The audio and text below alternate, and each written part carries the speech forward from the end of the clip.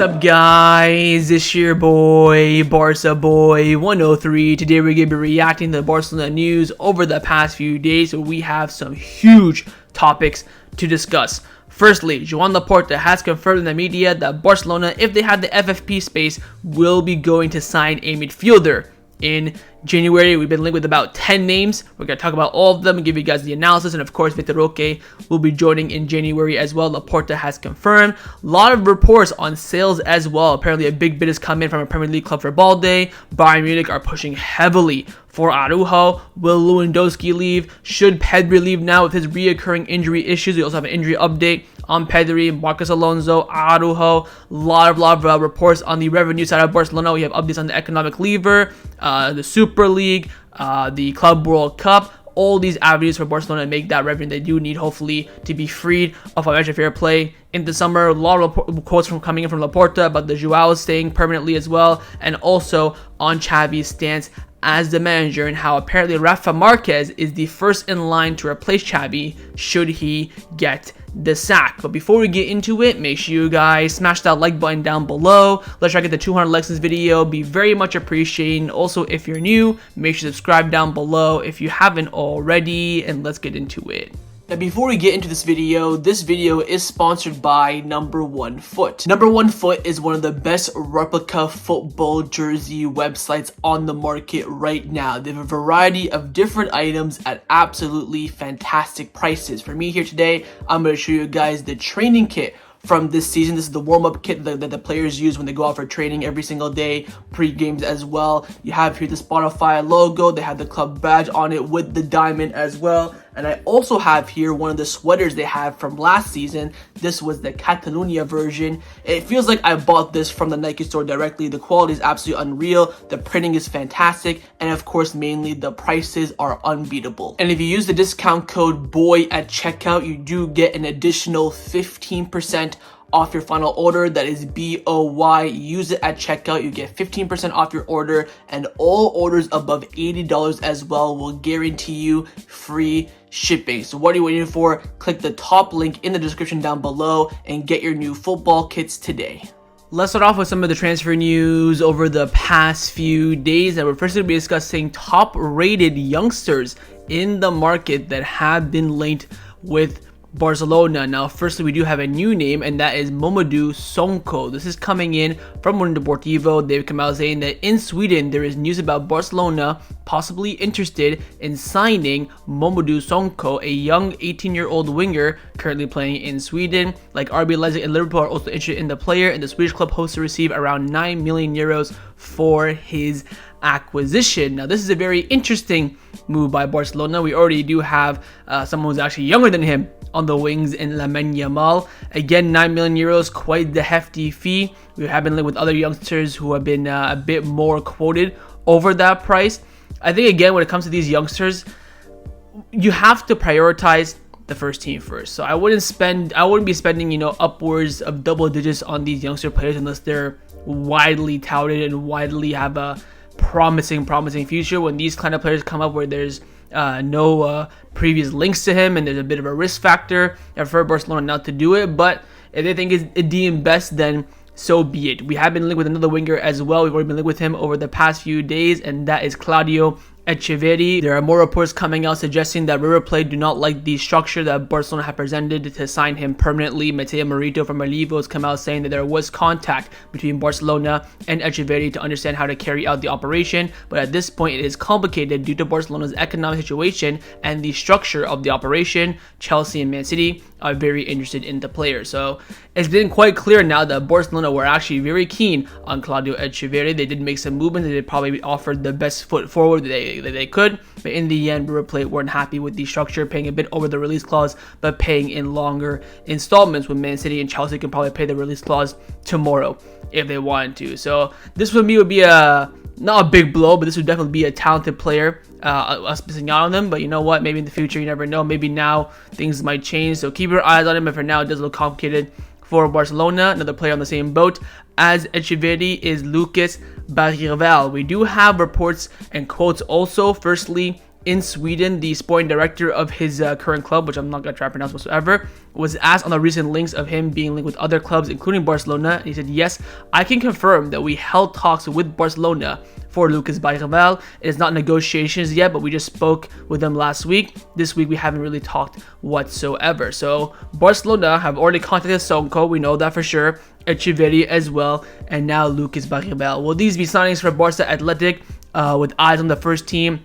I'm not quite too sure, but these are players that are very, very rated right now that are being linked with Barcelona. Fabrizio Romano also came out saying that more than 10 big European clubs are interested in Lucas Bergvall. Barcelona have contacted with the player and the club and have expressed their interest. Nothing will be decided before the end of the year, but Barcelona are very much interested in the player. Again, when the sporting director confirmed that talks have begun, or initial contacts were made, that shows the interest is in fact very, very strong. So I'd say out of the three, Echeverri, Sonko, and Bergvall, I think Bergvall is the one that's most advanced at the moment in the sense that the interest is there and getting the deal done is possible. With Sonko, you're taking a risk. Echeverri, too expensive, and River Plate don't like the structure. Bergvall, there's talks, they like him, the price is good, so on and so forth. So we'll wait and see in that aspect. Now, along with Sonko, who we mentioned earlier on, there has been a new name that has been linked with Barcelona, who's a bit more established, playing in Serie A, and he is a center back, and his name is Radu Drauskin, I believe is how you say it. I'm not quite too sure. Anyways, Mateo Marito came out saying that at the moment there are no contacts between Genoa and Barcelona for Radu. There were initial reports, I believe, of Feder Martinez came out saying that Barcelona really like Radu. They might go for him. He's apparently the new, or the next, Araujo. Bloody hell. Apparently he had a 30 million euro release clause, but now he doesn't, and now he's about to renew his deal with Genoa, so the deal for that is probably dead, but the interest was there from Barcelona. Mateo just said there's no talks, but again, interest is definitely on the table. So that's Barcelona's movements lately in the youngster department, and we'll see what develops in the next few months. I feel like Barcelona do want to sign a youngster maybe before the summer, get one over the line, very cheap operation. So wait and see. But again, Barcelona, along with signing players that are for the first team in their prime and good and acquisitions, they're also keeping that one eye on the future. Now, in regards to first team signings, there has been quite a lot of news. Firstly, let's give you guys the update on the signings of the Joaos on a permanent transfer. Now, Fabrizio Romano has come out saying that as of today, there are no updates on the signings of Joao Felix and Joao Cancelo. This is something to look forward to around the months of April and May. To agree a transfer fee with Atletico Madrid and Man City takes some time and will depend a lot from Barcelona's point of view on financial fair play. Now, Joan Laporta was doing a lot of press over the past few days. Of course, Barcelona had their Christmas dinner. I believe he had the Christmas dinner for the press as well. So he's been doing a lot of talking, and he was asked on the futures of the Joaos, and he came out saying the player's agent, Jorge Mendes, is the same, and the two clubs, Atletico and Man City, with whom we have good relationships with and know each other a lot, have already guided us on where the player should go so the operations are concluded so they can join Barcelona permanently. We are interested in them not being alone, but rather belonging to the squad. Let's see how it evolves. It will be addressed in the due course. I believe that both the Cancelo operation and that of Felix are operations that all parties will be satisfied with. He also touched upon how Deco is working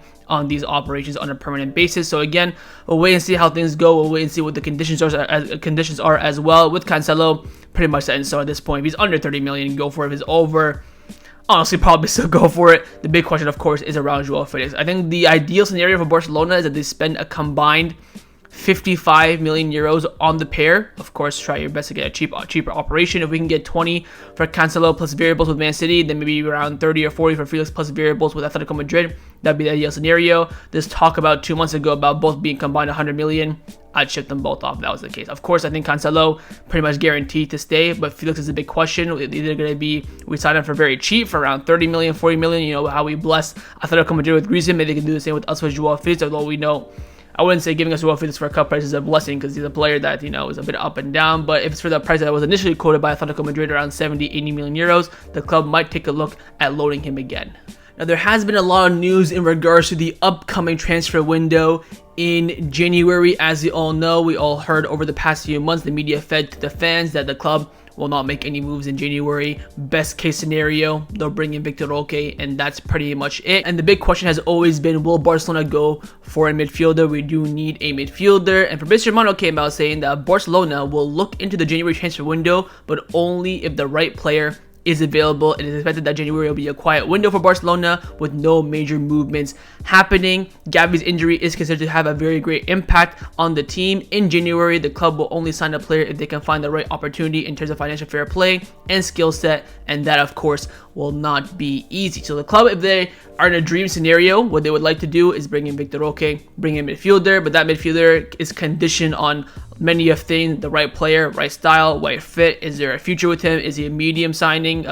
Is he a short-term signing? FFP? All these things. Well, is he actually worth going and getting? That's what the big question is. Now, firstly, the guarantee is Vitor Roque. Again, Laporta, more quotes about him in the press. He asked about Vitor Roque. He said he is scheduled to arrive at the end of December or the beginning of January for the winter market. The idea is that he joins as soon as possible. Deco has explained to us that he's a player who has a goal, and I think now that he'll do very well for us because he can help us a lot. We have a natural goal scorer like Lewandowski, and he'll be able to complement him in the squad. So again, he's gonna come hopefully at some point next week, presser and presentation and media and all that work, and then hopefully he will be joining training on December the 27th or 28th when the first team returns back from their Christmas break, and hopefully he'll be in that squad list to join the Las Palmas game on January the 4th.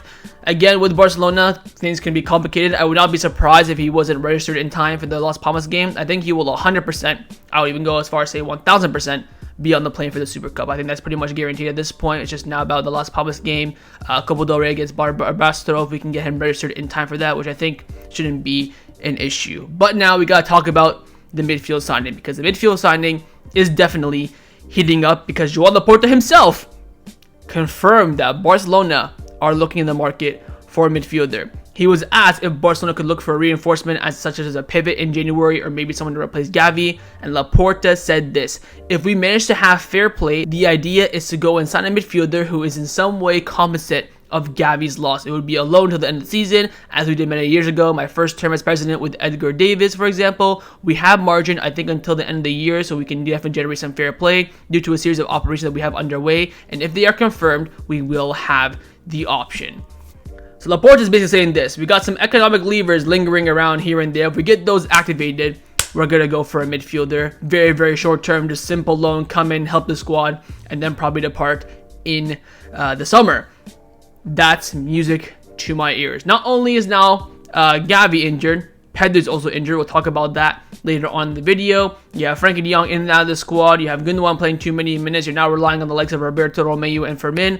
To be fair, Roberto has been doing well over the recent week. Romeo, of course, absolutely wank. Then you have Fermin Lopez, who's very, very young. You don't want to put too much trust into him. Now, Laporta also adds about the next summer transfer window. He said, if we meet the budget that we have right now, which is very ambiguous, we could go for a market with a guarantee or carrying out operations that do not involve personal guarantees from the director, and it'd be a matter of being able to sign normally. So he's planning on having a normal summer transfer window this upcoming summer of 2024. Hopefully there's no registration watch and financial fair play and all that stuff, and hopefully that is definitely a reality. Now, in regards to the midfielder, again, like Laporta said, FFP is the big question, and Barcelona do have some moves lined up. The other ARA have come out saying that Barcelona is in negotiation right now with Sixth Street, who of course, remember, we sold our TV rights to 2 summers ago, to unlock the salary limit. The club want to receive around 40 million euros that the Liberal Football Finance had to pay before December 31st. So you know that Liberal had to pay 40 million euros to Barcelona, and now Barcelona want to do that same deal with Sixth Street. That way they can get that money in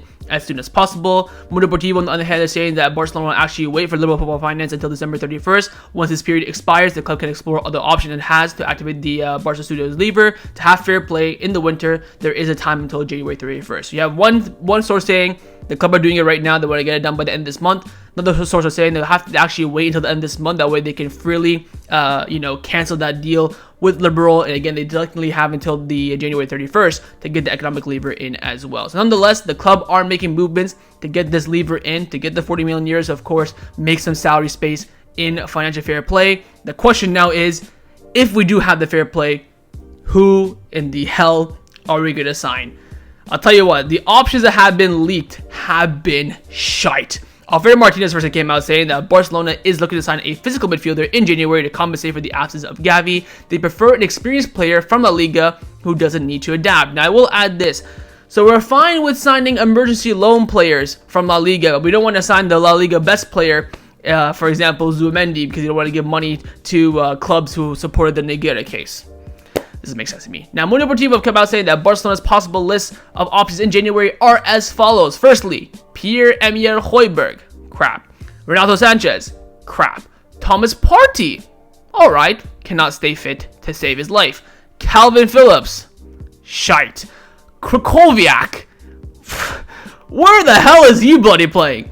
Andre Santos got 0 minutes for Nottingham since joining on loan from Chelsea, risk. And then Mavilla, where the hell is he playing? Bloody, these names are so shite to the point I might offer my own services to Barcelona because I think I could put a better shift in the midfield than half of these players. Of course, if all these players are on their day, on their form, it's not terrible options for an emergency signing, but Pierre-Emile Højbjerg has been shite for a year. Renato Sanchez cannot even get minutes for Roma under Mourinho. Thomas Partey cannot stay fit to save his life. Calvin Phillips not being picked, but for a reason.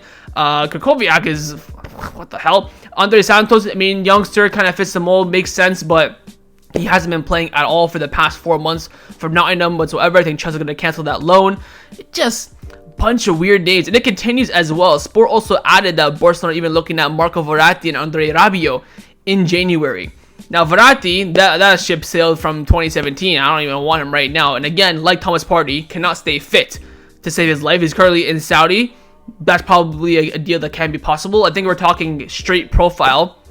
Fits the mold to perfection. I think he's definitely a Barcelona midfielder. Not the Gavi profile. I think he's more so of a Pedri profile, but again, cannot stay fit to save his life. Rabiot is actually a very important player for Juventus. He's a starter for them. He's been captaining them recently, I think, because his contract expires in the summer. Juventus might let him go for a few million, but I don't think that's something that Barcelona are looking at doing. And we also have it linked with I think the best name that has been linked with Barcelona for January is Andre, the Brazilian midfielder for Flamengo's. Joaquin Pereira from Sport, of course, number one source in regards to Brazilian players joining and leaving Barcelona, has come out saying that Deco has been collecting information and observing Andre of Flamengo's for months now. He's one of the options for the pivot for next summer. He's valued around 30 million euros, and even if a loan in January sounds bizarre, it could be viable. Deco has an excellent relationship with the Brazilian club as well as Andre's agents. This would be a permanent signing, so it comes in on loan initially, and then we probably buy him in the summer for around 30 million. Andre, good player. I don't think he's the answer. I think that for the pivot, we have to go all out. For 30 million, double it, you have Zubimendi. That's going to be my logic until the day we sign Zubimendi, because there's different molds for this pivot, and Zubimendi, no one comes close to Zubimendi. Unless you're going to go get Rodri, which of course is impossible.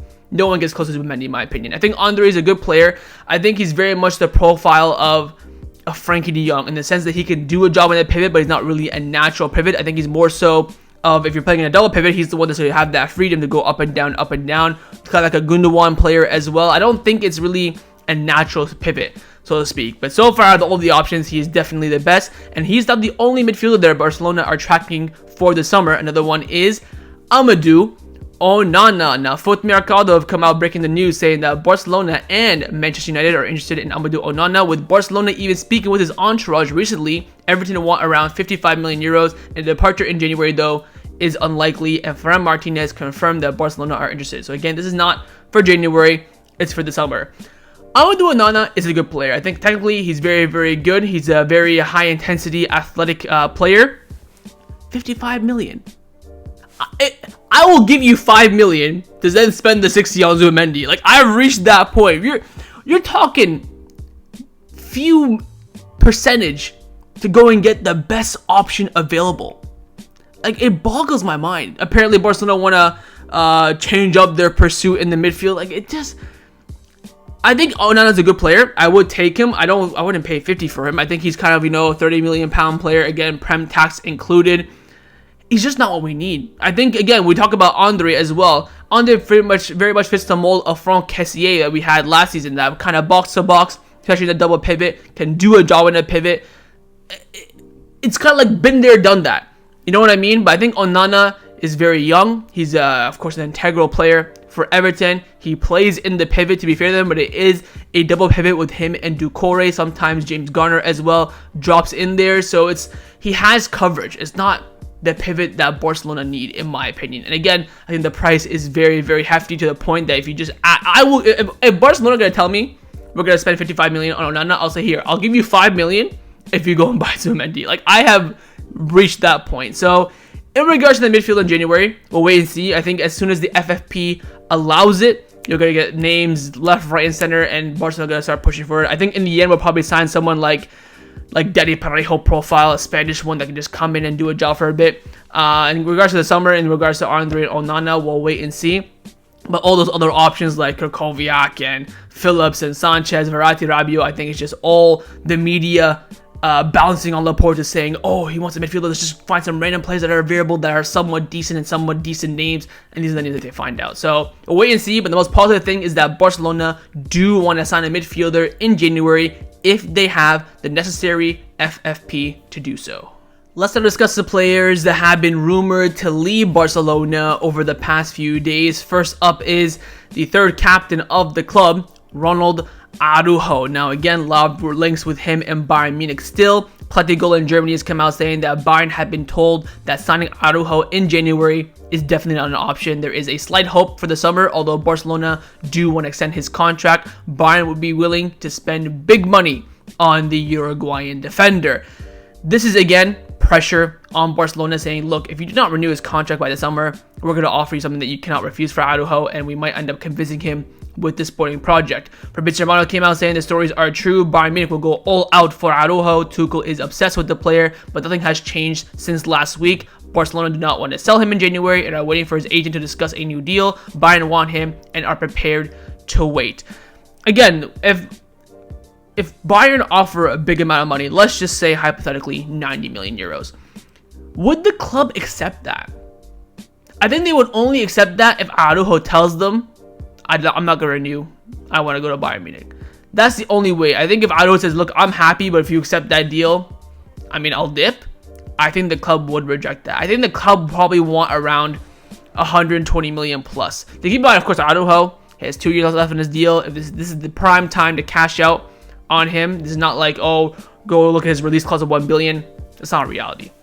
But these rumors have definitely, without a shadow of a doubt, been affecting his performances on the pitch. And if that's the case, I think these rumors are genuine. I think Araujo, I wouldn't say is tempted, but definitely is feeling that pressure from Bayern Munich and Barcelona, both liking the player. But from Barcelona, they still say that the Barcelona media are saying that Barcelona, the club, don't want to sell him. Alfredo Martinez came out saying that Ronald Araujo is non-transferable. It does not matter how high Bayern Munich bid for him. Barcelona will not let him leave. Ben Aid also came out saying that within the club's management, they know that Araujo will not leave because the player's intention is to stay.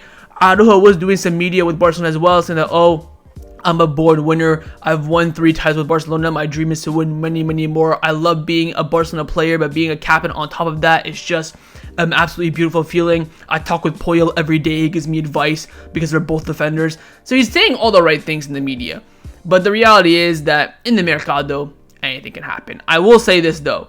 If we are not either in deep negotiations with Araujo by the end of May, long summer ahead. Because if Bayern Munich tempt us with a 100 million plus bid, it depends on what happens with the Super League as well. We had that billion coming in. What's going to be our FFP situation? Is Laporta right with all the economic leaders that are going to help us have a normal summer next summer? So many implications. I will say this though. If Bayern are very insistent on Araujo, it's now in the hands of Barcelona to either negotiate a renewal with Araujo or maybe accept an offer for him. Now, another important player in the defense who has been rumored to leave Barcelona is Alejandro Balde. Now, this is coming in from Gigentes, of course, the news outlet of Gerard Romero. Now, Gerard Romero has been quite shocking recently in his recent reports. You know, he came out about Messi. Messi then had to shut him down on his own Instagram. He came out saying that Deco is very angry and doesn't like Xavi. Xavi and Deco both came out in the media saying that he's absolutely wrong. So, I wouldn't say take this with a pinch of salt, but I would say, you know, consider that when you hear this report. He's come out saying that Barcelona has received an important proposal for Balde from a Premier League club. The decline in the fullback's participation has aroused the interest of European clubs. Mendes met with his entourage, who assures that the footballer is satisfied at the club. So Balde does not want to leave, but apparently there is a big offer from a Premier League club on the table for Barcelona. Now, what is the offer? What is the club? How much? All questions that we don't know the answer to. I will say this though with Balde, typical. In the sense that for any player who is, you know, a crucial player who then drops out for a little bit, you're going to hear these reports all the time. We heard these reports back in the day when Rakitic got dropped, when the Pedro got dropped, when Suarez was on the bench for that 1 week when he wasn't firing at all. I've seen it, been there, done it so many times. So all Balde has to do, go out there and perform like he did against Almeria last night, and he will be fine. Again, for me, would I sell Balde? No, because we are not only short of left backs. Why would we sell our best left back when he's the only left back we have at the club? Like, it's a stupid, idiotic move, unless the proposal is ridiculous. If the proposal, I feel like when he says important proposal, he's probably talking like 50, 60 million euros. For me, an important proposal is like 90 million plus. That's how I see it. So we'll wait and see. I don't think there's much in it. I think it's just pressure for Balde to perform, and hopefully he does do so for that second half of the season.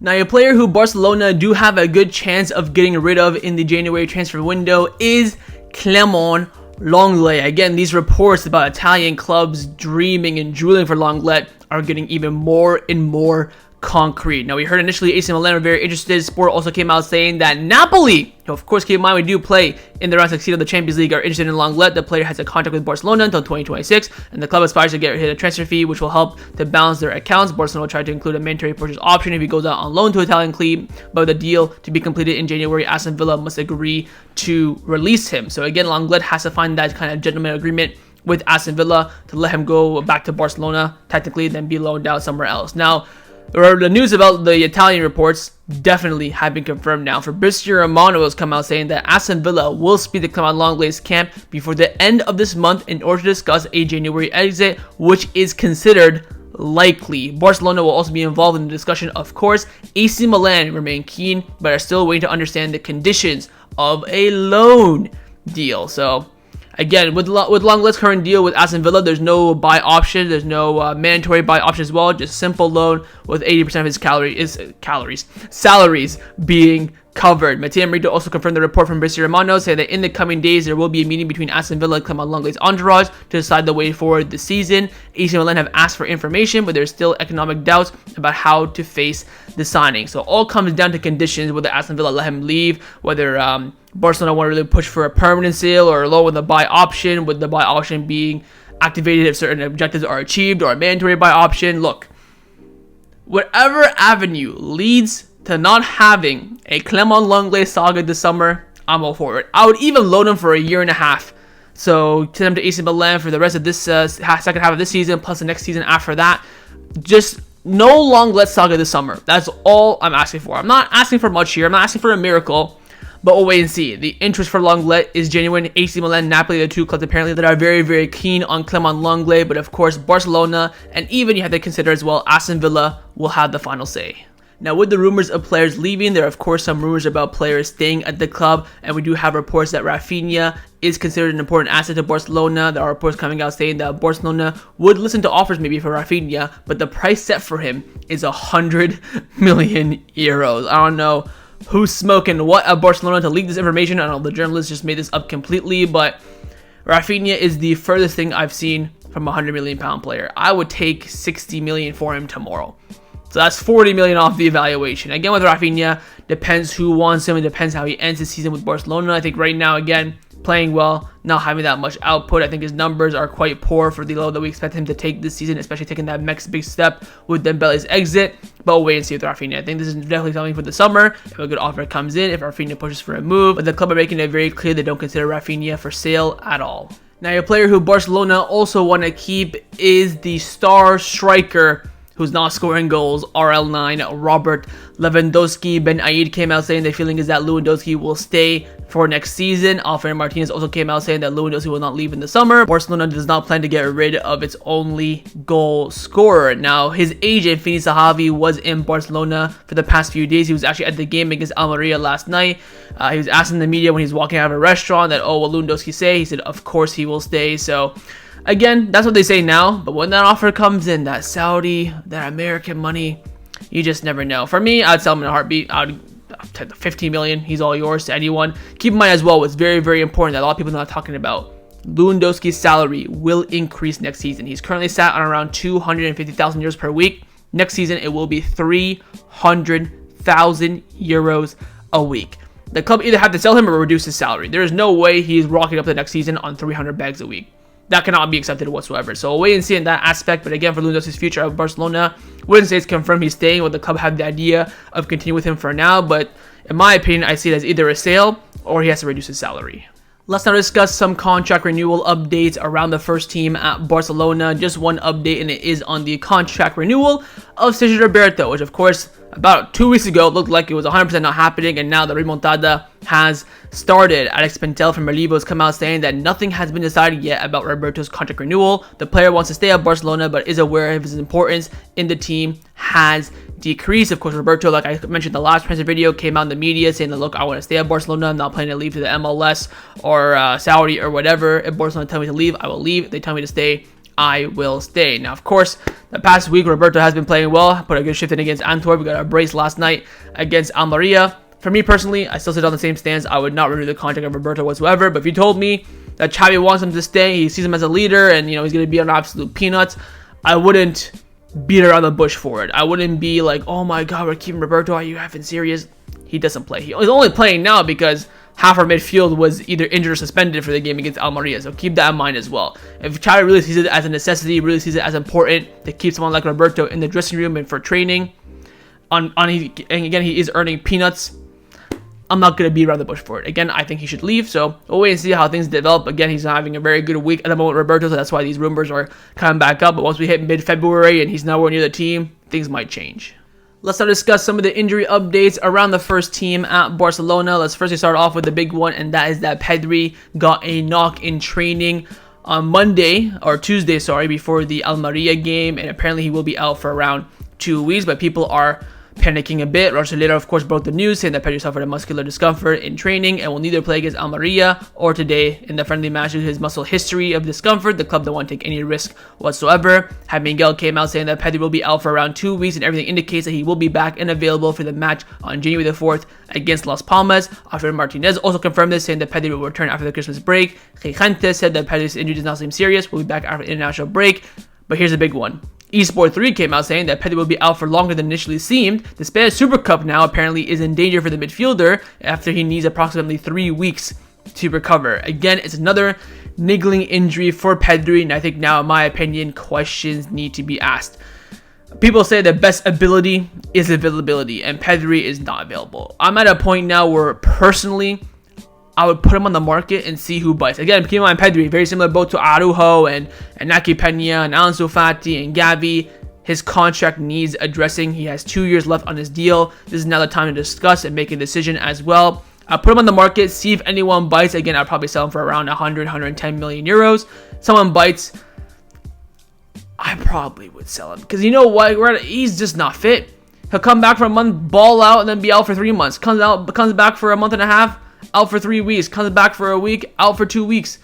What's the point? I'd rather have, a player who's just under the ability of Pedri, who's available 100%, than the player of ability of Pedri only available for 20% of the games. It just isn't logical. I don't think the club will do that. I think the club will keep him no matter what. But I will say this: if they're gonna renew his deal, they have to keep him on his current wages, if not lower. They should not be giving him a salary increase whatsoever with these injuries. Just no guarantees whatsoever. Now, someone else on the same boat as Pedri, who keeps on getting niggling injuries here and there, and now could be out for a very, very long time, is Marcos Alonso. As we all know, he was injured. The club didn't release a statement for about 2 weeks. They released a statement, and now apparently it's worse. Gabriel Sanz from Deportivo came out saying there is a risk that Marcos Alonso might undergo surgery. The lumbar discomfort is, affecting him. The player in Barcelona are evaluating and exploring the possibility. And Nicolas from Cope confirmed it. A decision whether or not Alonso will undergo surgery from his back problem will be made at some point today or the day after, but everything points right now to yes. And if he does do surgery, he will be out for around 2 months. Miguel confirmed that as well, saying the back problems continue for Marcos Alonso. The defender could undergo surgery just like Ter Stegen did to solve his back discomfort, although he prefers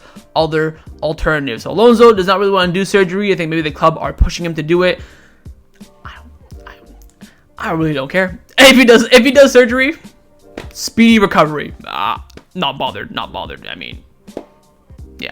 Final player who was actually not in the squad list for the Club America game today for Dallas. He wasn't in the squad list initially, and people started, getting a bit worried, and that is Araujo. Jonathan Miro came out saying that Araujo is not traveling to Dallas because he still has discomfort in his face, and tomorrow he will visit the doctor. At the moment, there's no scheduled for an operation. Again, he has been playing with this mask for the past few games. They don't want to risk him in Dallas either, but if he does not continue to, heal, he cannot play with the mask all season. He might have to undergo surgery as well, but hopefully that isn't going to be the case, and he will be fit later on. So wait and see what happens during the Christmas training sessions when we come back from the Christmas break. If Araujo is still wearing a mask, could be some alarm bells going off, but hopefully it's nothing too serious.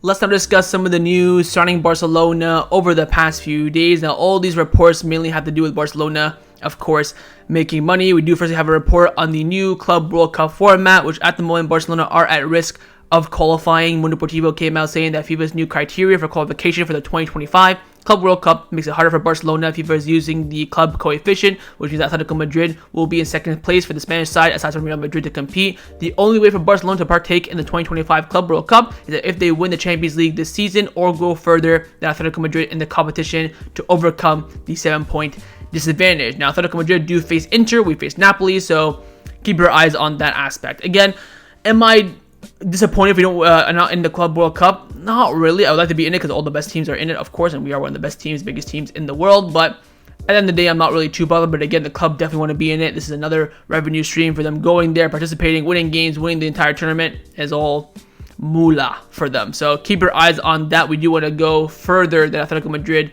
in the Champions League this season in order to qualify for the Club World Cup. Another way for Barcelona to earn some money as well is to the shirt sponsorship. As we all know, Barcelona is having some problems with Nike recently, and the ARA have come out saying that Adidas, New Balance, and Puma are tempting Barcelona to become the club shirt sponsor. Barcelona want more money to sell its own product to continue growing the BLM level. Nike are paying right now 105 million euros fixed, plus 50 million euros in bonuses per year. Of course, bonuses meaning achievement in shirt sales, and of course, Barcelona winning trophies as well. So a lot of other big companies are tempting Barcelona. Again, they want to stay with Nike. They want to renegotiate their deal, try to come to best of terms, where Nike are saying, oh, we have a contract until 2028.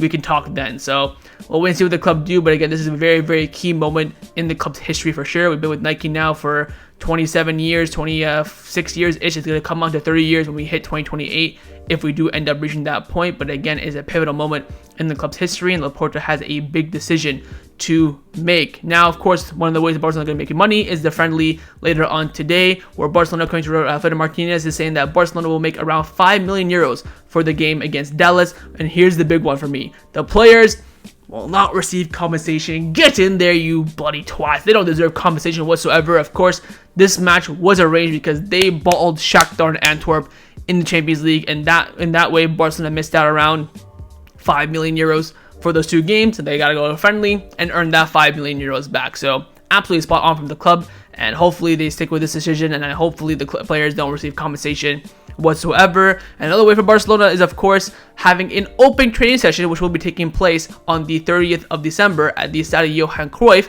where, according to reports, Vitor Roque will be in attendance. They're having an open training session where the players will come, train in front of the fans. Of course, they won't do any tactical training, just shooting and stuff like that, stuff you see on YouTube and during their clips. Go around, sign some balls and shirts, spend some time with the fans, and it's going to be about 3 euros for socios to get in and 6 for the general public. Johan Cruyff Stadium is about 6,000 seats, so 6,000 times 6.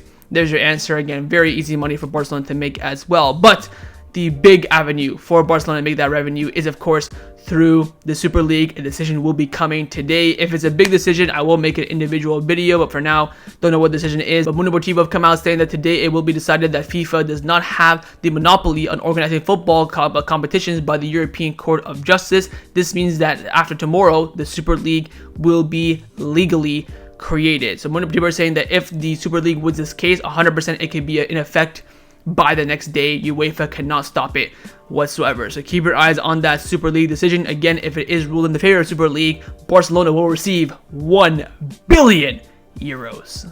And the final topic that I want to discuss before I end off this video is in regards to Xavi's situation and status as the club manager. It looks like he will need a bloody miracle to get sacked this season. Fabrizio Romano has come out saying there is no change in the future of Xavi at this point, despite the complicated moments that Barcelona and Xavi are in right now. Barcelona and Laporta continues to trust Xavi a lot. Though the board are not happy with the current situation in La Liga, they continue to trust Xavi because the dressing room also trusts the manager as well. The other team is creating several chances but cannot score, and they believe that the incoming Vitor Roque can help freshen things up in the attack. Pedri and Cancelo, of course, speaking to the press over the past few days after the Valencia game, shows the dressing room is still united with Xavi. Barcelona are not negotiating with any other managers, but they know that they must turn the situation around in La Liga very, very soon. I believe in Laporta came out in the media as well. I'm not going to go through it all. It's all there if you want to pause and read it. Basically back in Xavi saying, look, I trust him to the fullest ability. He's a manager that I trust. He's a great coach. We will, judge the season at the end. So he was saying in the quotes that, we expect to, win La Liga, win the Champions League, win the Super Cup, win the Copa del Rey. So that's the expectations of the club. I think Laporta even came out in the media saying that, if we play like we did against Atletico Madrid, we can definitely win the Champions League. So the confidence is there from Laporta, and again, he's making it very clear that he's not going to sack Xavi mid-season, I don't think, at any point, unless the results get way, way too drastic. And then in season, we'll wait and see. We'll see what trophies he's won. We'll see how he's done. We'll evaluate it, and we'll go from there, and I think that is the perfect decision. Now, in regards to Xavi's replacement, there have been reports about Rafa Marquez being Xavi's replacement. Now, Ben Ayi came out saying that whatever happens, Xavi will remain as coach at least until the end of this season. Hinako Des from Kobe came out saying that Joan Laporta wants to stick with Xavi no matter what happens this season, but Rafa Marquez is preparing to replace him in case Xavi does, in fact, leave. So, if Xavi gets sacked during the season, Rafa Marquez is coming in. If Xavi himself decides to leave, whether it's during the season or the end of the year, or end of the season or during the season, Rafa Marquez will come in. If he gets sacked at the end of this season, Rafa Marquez could be getting the job. So keep your eyes on that. I think Rafa Marquez is definitely one of the favorites, if not the favorite, to replace Xavi if he is replaced, if he needs replacing, should I say, as the Barcelona manager. But for now, Xavi has from now until the end of the season to change everyone's mind and everyone's viewpoint on his stance. So that was my reaction to the Barcelona news over the past few days. Hope you guys enjoyed this video. If you did, make sure to leave a like, and of course, leave me your thoughts down below in the comments on everything we discussed. The main thing I want to first say, of course, is on the January midfielder. If we can bring in a midfielder, who would you bring in? Give me some names down in the comments below. Would you keep it more long-term, short-term, maybe somewhere in the medium term? Second, your thoughts on the big bid coming in for Balde from my Premier League club. You think is actually big? You think Balde is tempted? Would you sell Balde? Third, your thoughts on all the rumored exits of Lewandowski, of Araujo, and my theory on Pedri as well. Would you put Pedri on the market, see if you get anything with his current and reoccurring injury concerns? And finally, your thoughts on Chavez's status, you could say, as the manager of Barcelona. Would you stick with him to the end of the season no matter what? Would you sack him mid-season? And what are your thoughts on Rafa Marquez being the first in line to replace him? And of course, make sure you guys subscribe down below if you haven't already, and I will see you guys next time on the channel. Take care, and Forza Barca.